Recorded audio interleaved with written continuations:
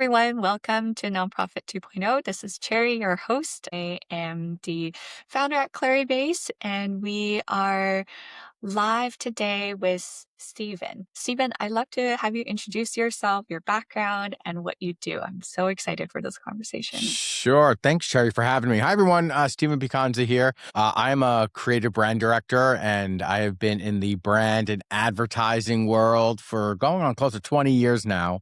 I got my start very early on working at certain agencies out in California. And then just throughout my journey have worked with everything from launching brands like, Lacoste campaigns in art of shaving to the rebranding of the Mirage Hotel and Casino in Las Vegas when that was a thing. And then years later, I helped Dude Wipes launch their first national ad campaign in 2021. And my career, Cherry, has been everywhere. But instead of boring everyone with that, what happened was, I would say, right around COVID, when all of our lives just fell apart, right?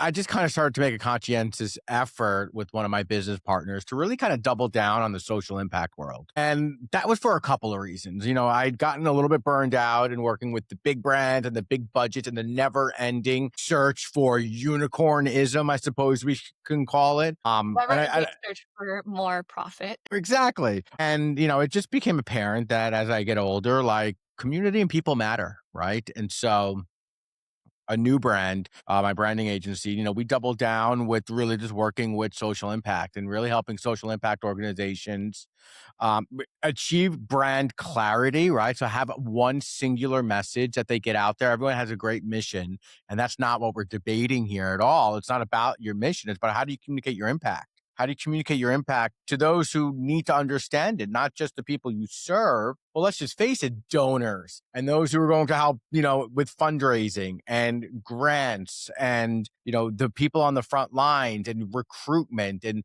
there has to be, nonprofits and social impact have to win on brand because at the end of the day, it's how you're getting remembered. And how do we do that now? Sure, it is, aligning mission, vision, purpose, and all that stuff with great design, but how do you activate it on social? And then that kind of took me down a path, Cherry, to open up the studio part of the business. So as you can see, here I am in a studio. So in New Jersey, where I live, right outside Philadelphia, we opened up NJ Content Studio, which is 3 YouTube and podcast studios that we rent out to local creators and businesses. And of course, nonprofits come through here. We were just recently a sponsor for a big nonprofit seminar in the area. So it just allows us to have this experimenting ground. So as we are building brands and we can activate them, we can also create content at scale. And coming back to a lot of the nonprofit conversations we've had, it's a lot about programming, it's a lot about fundraising, it's a lot about the day to day core work. And I love Yeah. the brand perspective that you bring. How should nonprofits actually think about building their brand?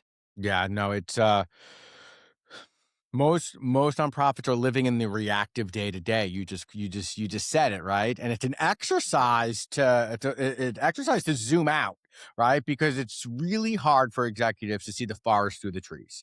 This is what I do day in and day out. Is I serve as this sparring partner to executives to say, where is the organization going? And I'm not just talking about your strategic plan that put together for every 5 years and you try to achieve, but let's just talk about the actual brand strategy of who are we trying to talk to, what are our goals in communicating with them, and how do we actually achieve those goals. And oftentimes it's different than what's in the strategic plan. The strategic plan might just have one layer of it. Oh, we need to fundraise $1 million. Okay, great. Well, how do we actually do that? What's the campaign? What are the emotional drivers that's going to get someone to actually donate money? Because as a nonprofit, you can't be, if this administration has taught us anything, it's to stop being so damn reliant on outside funding. Our brand needs to now become a nonprofit needs to become a brand that attracts. Right. We need to be attracting donors, corporate giving. We need to be attracting. We need to be getting on the radar and not just be so reliant on hopefully we get another grant or hopefully we get what we've always gotten. Because then as we've all found out in the nonprofit space, you might be really caught surprised with what happens from a geopolitical perspective, right? So it's really important to think about that brand strategy and think about it as you It's not just a logo or a color scheme. It is the reason why someone is going to choose to give your nonprofit money over perhaps the next nonprofit's knocking on the door. Mhm. And I like the framing of turning something that's reactive into being more proactively Yeah. thinking about what is the brand that they're building, how they're communicating, and attracting the donors rather than just reacting to the day to day. And And it's hard. how do we like tactically, how do we move into that reactive state and start to climb out of it? Right. What's that expression? The best way to to dig yourself out of a hole, right? Step number one is stop digging, right? Like I think it takes like this effort of like hands off, executive retreat, half day. Like we just need to war room this out, and we need to have some tough conversations on where are we going, how do we get there, knowing that not every just because there are brand touch points out, marketing touch points out there doesn't mean that we need to be there. Just because there's TikTok doesn't mean you need to be on TikTok. Just because everyone else is doing something doesn't mean we need to do that. So, what is the organization's MVP system that we can architect together to get us to those goals? It doesn't have to be this Herculean lift. And I think, unfortunately, a lot of executive teams that I deal with are so bogged down with the day to day and the reactive. There's mental walls up on really thinking big picture, and you can't always stay in the big picture because nothing's ever going to get done. But if you always stay on the boots on the ground, you're never going to know what's actually ahead and how do we continue to carve out our path. So a lot of the work that we do, and then when we come in and we're having these initial conversations with brands, is we're going to be pushing the highly provocative realm of what the brand is and how it should show up. We're going to ask uncomfortable questions, and we're going to ask, especially like we do a lot of work within, whether it's within houses of worship or certain secular denominations. Like we might have to ask the really really hard questions. If we don't ask those hard questions, like, we don't necessarily know where the edge of our universe is. So it helps us, number one, to all get aligned and get on the same page. But at the end of the day, we need to make sure that we're actually solving the right problems and not just creating problems. And I think that, like, within marketing, there's always something that can be done, but like we don't need to make mountains out of molehills when resources and time and money is always at a bare minimum. So we solve the right problems first. It's going to save you a lot of frustration later. Yeah. And have you seen brands or like the brands within a nonprofit really change and come into their own through the questions that you've asked? Yeah, yeah. We've definitely have illuminated a lot of brand truths, as we call them, that sometimes they want to hear, sometimes they knew, but they just couldn't articulate, right? They just don't know how to, without having it sound like a bunch of AI drivel and garbage out there, right? Like it's like, well, how do you say that in 5 words that actually matter? Yeah. Oftentimes, this work, we ask all these questions, we come up with these truths so we can get to what I call the single minded idea. Every organization has a single minded idea. What is And that? What is the sure, single-minded idea? Sure. The single minded idea is some might call it a value proposition, some might call it a positioning statement, right? Mhm. Oftentimes, it is just a very punchy one line statement of what it is you do and why it matters, right? And it's said in a way that is a little bit not a word soup. It's said in a very, very punchy way. So, for example, this a lot of times, Sherry, this will translate into like a campaign, right? It's the springboard to a campaign, right? So Right. we worked with the Girl Scouts of Western Washington, actually not too far from you, right below Yeah. there. The single-minded idea was centered around, and this is, we're talking about young girls who are in Girl Scouts, and this is like a recruitment campaign. It was centered around that it's less about, and I don't know it verbatim, and I wish I could rattle it off. It's less about what she does now, and it's more about who she'll become later. Something along those lines. That was the thing. At the end of the day, that's what Girl Scouts, what they wanted. They were always known as cookies. How do we Yeah. stop that? Well, no, it's about not the now, but in the future. Ultimately, that led to a campaign slogan of "What shall become starts here," and it was made so that it could show these young women and these girls that they can become CEOs and they can become Congresswomen. They can become women of influence. They always have been there, but now you don't need the permission. And it's where is that going to start? It's going to start right here at the Girl Scouts. So with the Girl Scouts, they come with all this legacy, all this language, all these things that they do. We do camp, we do cookies, we do this, we do that. But no one really ever stopped to help them articulate, well, why does that matter? And what is that one thing that at the end of the day, if we boil the ocean, what is that one thing? Well, we're training and we're enabling these young women to become what they can be in the future. And that was the unlock. I love that because just in those 5 words, "What you become starts here," that's so powerful because it transcends time between the 10-year-old girl that's selling cookies on the street, which we all have seen, to the woman that she'll become, and to the professional, and Yeah. to the leader that she will become one Yeah. day. It's such a nice way to just aspirationally think about all the people who collectively have been through Girl Scouts and have gotten those leadership roles or gotten those leadership skills through the program. That's right. That's right. And that was the basis of that. So a lot of our work is just kind of working with the executive team because every nonprofit, and this isn't necessarily your mission, but like it's how do we use that mission as that launch pad into something that actually connects with people today, right? Like the mission statement that it has 75 words that nobody actually knows doesn't necessarily do anyone any good. But if everyone Mhm. has that one idea, that one phrase that, everything kind of ladders up to, it's a rally cry. That's where Yeah. momentum, that's where it starts. And so a lot of times I'm pushing back on like archaic business practices. Like just because it's always been done that way, especially with the nonprofits, doesn't mean that's the only way that it should be done. Just because you're a not, just because you're a .org doesn't mean you can't have a sexy brand. Like, no, that's not true at all. You know what I mean? You could absolutely make something that's beautifully designed, has great messaging, has a great digital experience, has content that shows up. That's not just, please donate, please donate, please donate, but you're Mhm. educating, you're entertaining, you're throwing a little promotion in there. Like that kind of system is been mastered in consumer product goods. It's been mastered in the B2C space. B2B is just starting to see it happen now. And I think nonprofits are going to be next where they know that becomes currency. That brand now is a form of currency because it has such weight and it has such equity amongst its not just shareholders, but amongst its fans and its people that it serves and all that stuff. Mm. And what's your secret to crafting these one-liners? I imagine some people will take this back to their team and go on that executive Mm. retreat. How do they come up with that? Do you have any tips? Yeah, that's branding and 20 the in the work that I do. It's funny. It's like one part magic, one part logic.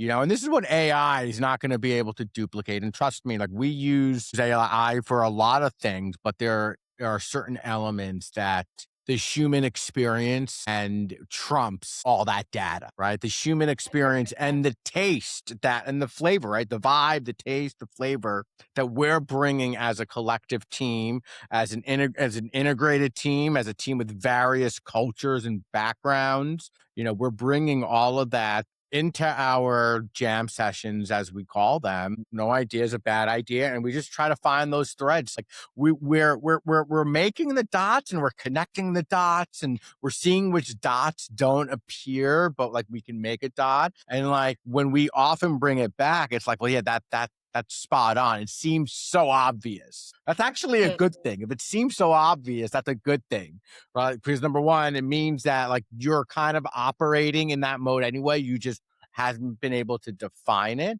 And number two, your adoption is going to be a lot easier because it's not like a complete departure on, I didn't realize that that is how we spoke about ourselves. You know what I mean? It'll make the adoption a lot easier. And so, yeah, so like the single minded idea, like, and there are frameworks out there. And like this was a framework, it's an advertising framework that I took. And, when I was working in advertising on like big brands, Holland America campaign, for example, I worked with them for a bunch. They're actually out by you as well. And they're in Seattle. The time of your life over and over again was kind of like this campaign that we had come through. And it came back from this single minded idea that their core audience, they're kind of checking off the bucket list like to go on an Alaska cruise, right? And that's their thing, right? And so, and we also realized through data that there was a high tendency to repeat customers. Right. So the time of your life, time and time again. So just come back. It's that familiar face, but there's elevated service. There's all these things. So yeah, so it's just a matter of like, and it's knowing data, and you got to have some sort of data to back it up, especially your consumer data, so you can understand who you're talking to, and just trying to find those threads. It's fun work, but it's definitely challenging. Like we wrap this up and we package this up and we call it a Spark session. So within our Spark session, we're going to have 10 really highly provocative questions. And it's gamified. So we do this and it's a gamified approach where it's a little bit of like, what's behind tile number one? Is it a question? Perhaps it might be a prize. Perhaps it might be something, an icebreaker to do, right? Because as we're getting in this room, a lot of times we try to do this in person, but if we're not able to do this in person, we'll do it virtually. But we're going to get to know each other really, really fast. And and everyone, we go round robin and somebody picks a question and they have to answer that question. And then we can have a larger discussion. So we often say, like, if we can have a 4 hour block, we might be able to get to all 10 questions, but hardly ever do we get to those 10 questions because one question could be a 30-minute discussion all Yeah. about the category or whatever it is. It's incredible. Yeah, I remember when we built our website, it was the same thing, that branding exercise of what we do, what we're all about, how we want to make customers feel. That was all just, I think we had several multi-hour sessions. And Yeah. it's great to know that's a repeatable process, that when organizations are ready for it, they can find someone like you to guide them through this process. I was very curious about that one liner because it just captures so much in that Girl Yeah. Guides example. Once people have gone past the step of having that hook for Yeah. that describes their organization, what do they do next? Like, how do they turn that into their messaging, their communications, their content? Yeah. That one single minded idea oftentimes becomes like a springboard into a brand platform, a tagline, a campaign angle, right? And there's always a core set of messaging around that. Like key deliverables, like we'll write out like key features and benefits and impact statements that surround that. So we're building out more of a verbal ID, as you might say. Then you bring up the next logical thing. Well, how do we activate that? Like, where does that go? And of course, there's going to be some key art that goes with it. There's going to be an art direction because the campaign might look a little slightly different than the brand logo. It might not be, the same. And how do we leverage photography with that? So we'll go through creative explorations, but like it's going to come down to content.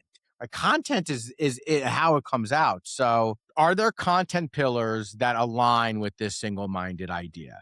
There always are going to Yeah. be content pillars. Now, those content pillars, we can go super granular on, the content pillar might be accessibility for all, and the next one might be, our service line, our expertise, like that could be a content pillar. Or another way to look at the content pillar is through the education type of content, the entertainment type of content, and the promotional type of content, and then figuring out what your matrix is. And of course, for a nonprofit, it always becomes a little bit different, but we really help to ideate on like, what are those pillars? And then what are the core channels in which we communicate? Again, we shouldn't be everywhere. You shouldn't be active on every social media channel unless you have the staff, the bandwidth, the strategy, and you're going to be consistent. If not, pick the one or two or three tops where the people that you need to be communicating to are and Mhm. activate those I love that. channels. I love that because even when you look online about all of this marketing content, people are always saying, well, you can use AI to post across 8 different channels and then grow your audience from 500K to a million followers. And it's not a realistic starting point for everyone. So I love that you're saying it's okay to not be on every single channel and just to produce quality and to produce consistency being the more important things in the beginning. 100%. The consistency is so important. Inconsistency is a brand killer. It's gonna kill your brand, right? Because there's nothing worse than for 1 month, we posted every day and we did it, and then we went silent for 4 months, and then I'm gonna do a post that says, "We're back." And it's funny enough, Cherry, I have a newsletter, goes out every Saturday on Substack, and I've been doing it for years. I love Substack. Hopefully, everyone who's listening subscribes to it, but my newsletter tomorrow, I mean, the day that we're taping this, my newsletter tomorrow has that exact example because I talk about how brands need to be creating systems and you need to create your MVP, your minimal viable, maybe it's an MVS, your minimal viable system to be able to produce content consistently. That is the end goal. If all you can do is 3 times a week, then do 3 times a week. Awesome. But don't say we're going to do everything 3 times a day and all these different platforms and all these different formats. And I'm going to do a green screen video and then we're going to do a man on the street and then I'm going to record like, no, you're going to burn yourself out. It is so much work to create content. And I think people think that it's like, oh, AI is going to say, solve all my problems. And listen, AI is going to get you a lot. It's going to help you think through it. It's going to help you hallucinate through it. It's going to help you in a thousand different ways. Okay. But it's not going to do it for you. And it's not going to engage with your audience the way you want it to. So you got to take it. It's not lightning in a bottle. And Yeah, we it's not I don't lightning in a think we bottle. want I don't think we want to have AI helping us hallucinate through 3 posts, 3 times a But day. it's true, right? Like, how many times do you just get that AI garbage from someone who, I mean, I see it, right? Like, I'll see it online of just like, you know what it is? And it bugs me. It's the people who, listen, I'm from the Northeast. I have an accent. I get it, right? Like, I live outside Philadelphia, I live in New Jersey. Like, there are people from the streets who have an accent, yet when they write, they sound like Hemingway, right? And they're lyrical. And it's like, well, no, no, no, no, no. Like, I'm calling it. Like, that is that's disingenuous. That is so unauthentic, you know? And so I think, gives people the permission to go down these deep rabbit holes. And now everyone can become a marketer and everyone can do branding because AI does it. But that doesn't mean that it's right. So I have nonprofits now coming to me. This is a true ass story. I've been coming one of our clients who we created an awesome, beautiful campaign for them, and then they wanted to create this magazine, I suppose you could say, with our new design aesthetic for the campaign. But they threw every element under the sun into this design where it was like just competing shapes. There's octagons mixed with trees, mixed with lights. It's like, where did you guys go? Just because you can doesn't mean you should, you know? And this is where See that sometimes in our systems as well, because when it's clear when someone sends me a 20-page document that they've produced from ChatGPT, it's not prioritized. It's got right. lots of different shapes, Yeah, in your world. And they say, well, you can do this in a couple of weeks. Or I'm like, no, first of all, this is a starting point, not a that's right. That's right. prescriptive instruction on how to create a magazine or how to create a system. And I think people don't always understand that now because it only took ChatGPT 10 minutes to create them a Right. 20-page document Right. that looks polished, has all the right grammar and spelling, but it's Right. not actually well thought through. That's right. I had a guy I had a pop in at the studio and he comes in. This was actually my newsletter last week. And he comes in and he hands me a 10-page like marketing plan of like a show that he wants to do. And the joke I made in my newsletter was this was clearly an AI written plan that he gave me. I didn't have time to put it through my AI. So I asked him straight up, so what do you actually want to do here? I can't read this. And he kind of looked at me with a deer in the headlights look. He's like, no single-minded idea. He didn't have the single-minded idea because this is 10 pages of it's all right. Everything in here is correct. What is it? And if you can't articulate it and tell me, what are we doing here? Like, you think you're gonna like make content because AI is creating like what WTF, bro? So people are passing off these in-depth things but don't understand what it is. And unfortunately, like the bottom floor of marketing is just getting wiped out because everyone thinks that they're able to do it because they can. And, and I think we're going to see this in other industries too. Everyone's going to become an accountant soon. Everyone now is a therapist. Everyone now is. So throwing my hands up in the air on a Friday afternoon, I'm fired up. Yeah. Well, sometimes I think the work that we do in our systems work is also therapy, and that people tell us their problems with their data, and we listen and we figure it out and we build them a system. And there's a lot of sometimes you just gotta let people talk, and That's then right. Just tell me they more. need to like get out all of their grievances with their current system.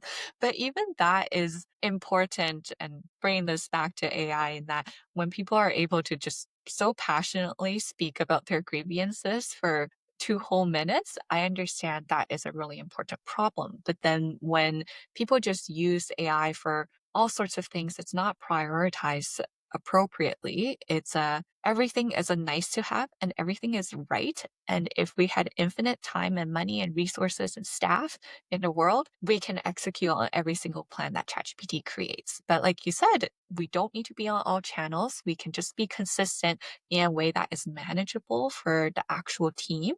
And that's going to go further, maybe taking a longer term view, perhaps go further than the just low level AI garbage. And I'm not Yeah. saying AI cannot be used well. I think it absolutely No. Yeah. can. Maybe it's just a concept of the person who doesn't understand marketing, or the person who doesn't understand content or communications, can't get to the same level of output that someone who's been doing it for 20 years, like you have, That's right. can. I mean, I'd have no confidence that I will be able to come up with that Girl Guides slogan, mm, no matter which AI I use. think about it this way. Like, you could go on AI and you can chat GPT, how do I stitch up this giant cut I have on my arm? Tells me everything to buy, tells me all the steps to do it. It doesn't mean I should do it. It doesn't mean I should try to stitch up my own arm, sew back my Except be arm. the doctor, maybe. Go to the doctor, like, go to the professional. Like, it's the same, it's the same concept. And you can have a conversation about marketing or brand these days without it leading into an AI conversation. Just like I don't think you could have really any kind of conversation within business that's not leading into an AI, and the varying degree in which people are using it, abusing it, as well as, really, really using it to your advantage. And it's one of the things I'm constantly trying to solve for, especially for nonprofits, is how do I help them implement their own AI systems onto Mhm, their own devices so they can use AI. And it's actually become the next evolutionary part of our process, is like, after we design out the brand, we really should be designing out your custom Claude or your custom AI prompt on the brand, because you're going to use it within your systems. And if you don't prompt it correctly, you start hallucinating, and the AI is going to hallucinate real quick. And you're going to kind of be like, yeah, I do. You're going to go with it because that's how the AI just keeps you going. And so that has become like the next evolutionary part of our work, is to really create those concrete files that the nonprofit then can take with them, mhm. or any Yeah, business for that matter.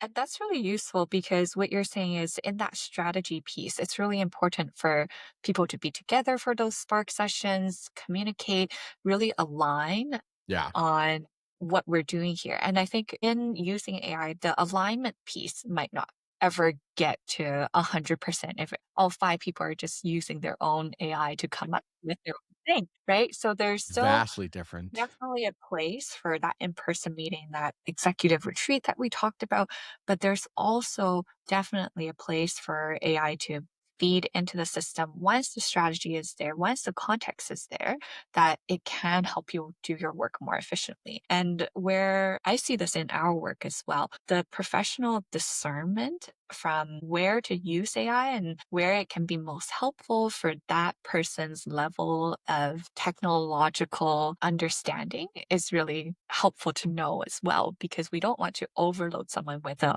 process or a system Right. that's too Right. automated and they lose control or they feel like they lose control and start to lose trust. So it's all about still following the strategy that the group aligned on together and then being able to implement a tool or a system or an AI prompt as you do in your workflows to really carry out the execution pieces of that work. It's the thing that there have been so many situations in my career where you design a great strategy, you do all this work, but it always ended because we would just hand it off to the client. Because it wasn't like, we handed off to their creative director on the client side or the CMO, and then it was up to them to implement. Sometimes we would help out and we would create go to market strategies and we would help with that. But the implementation part is the expensive part. It's the hard part. It's where the rubber meets the road. And I've seen too often it just sit on a PDF on a hard drive and actually never fully get executed as it was intended. So being able to now to help design the AI system that enables the executive team to implement it as intended I think is absolutely the keystone here, because now this connects both worlds. Too many executives are still using AI to just ask questions and not design out the systems to work on their behalf. So, like, this is our opportunity to come in and to help them level up. So, we're kind of teaching them AI at the same time, but we're also designing it so as once we leave, you guys can start creating content. You guys can actually use all this great work that we distilled from you all, we packaged up, and now you can use. Mhm. Yeah, and that context in the organization of how they use it is like such a big and important piece because it has to naturally fit within their workflows That's right. as That's well. right. That's right. And that's sometimes that's the challenging part because they don't, workflows That's are up why for grabs yeah, sometimes. yeah, absolutely, absolutely, and people can be very protective of their workflows as well. Why? You know why? I think sometimes, especially, I think it might also be a generational thing. I think sometimes it may be older people who actually designed out workflows and, don't tell me my workflow isn't the most efficient. AI, you don't own me. Meanwhile, the AI is trained to only become more efficient. Yeah, Yeah, absolutely, absolutely. Well, thank you so much for sharing your experience and wisdom and just such tactical suggestions for us. of course. Where can people find you? I know you've got a Substack I with do, I suggestions. do. All roads, I have serial entrepreneur, I got a couple different businesses. StephenPicanza.com is my URL. Everything kind of stems from there. My branding agency is called The New Brand. Again, we work with social impact organizations. That's a newbrand.co. And my studio is NJ Content Studio. And that's right outside Philadelphia. We're like 15 minutes outside of Center City, Philly. And my Substack, it goes out every Saturday. I just passed 8,000 subscribers this week, and that's just a huge milestone for me. I'm like, woohoo! Hopefully, by the time this airs, I'm creeping up even further. But that's where I really break down a lot of creative frameworks and how we come to single-minded idea and how to create content systems for your business and how to leverage certain strategies in order to be more effective and efficient in your communications. Just Google me. I'm everywhere. I'm like American Express. Awesome, ubiquitous. Awesome. Well, thanks for having me. Thank you so much. Thanks everyone for tuning in. If you're ever curious about how to improve your own internal systems, you can find us at clarybase.com.